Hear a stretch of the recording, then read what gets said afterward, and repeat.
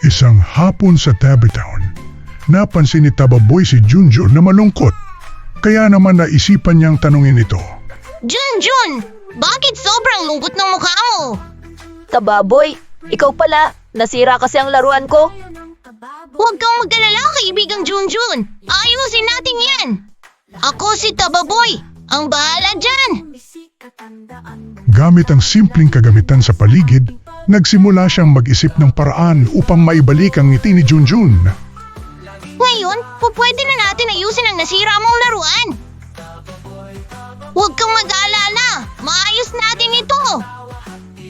At laking tuwa ng mga bata nang maayos ni Tababoy ang laruan ni Junjun.